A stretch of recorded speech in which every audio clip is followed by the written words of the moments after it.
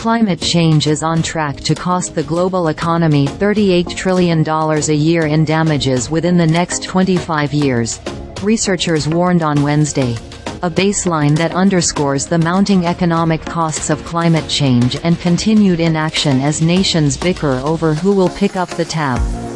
Cost is a major sticking point when it comes to concrete action on climate change, and money has become a key lever in making climate a culture war issue. The costs and logistics involved in transitioning towards a greener, more sustainable economy and moving to net zero are immense, and there are significant vested interests such as the fossil fuel industry, which is keen to retain as much of the profitable status quo for as long as possible. The researchers acknowledged the sizable costs of adapting to climate change, but said inaction comes with a cost as well. The damages estimated already dwarf the costs associated with the money needed to keep climate change in line with the limits set out in the 2015 Paris Climate Agreement, the researchers said, referencing the globally agreed upon goalposts set to minimize damage and slash emissions. The $38 trillion estimate for damages is already 6 times the $6 trillion thought needed to meet that threshold, the researchers said.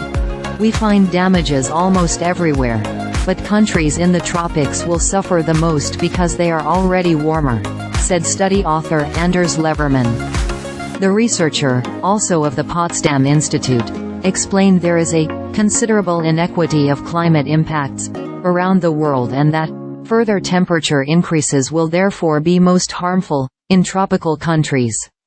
The countries least responsible for climate change are expected to suffer greater losses, Levermann added, and they are also the ones with the least resources to adapt to its impacts.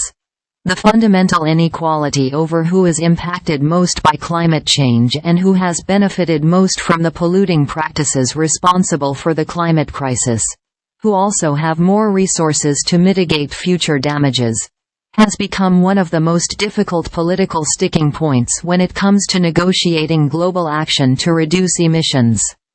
Less affluent countries bearing the brunt of climate change argue wealthy nations like the US and Western Europe have already reaped the benefits from fossil fuels and should pay more to cover the losses and damages poorer countries face,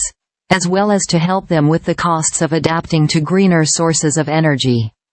Other countries, notably big polluters India and China, stymie negotiations by arguing they should have longer to wean themselves off of fossil fuels, as their emissions actually pale in comparison to those of more developed countries when considered in historical context and on a per capita basis.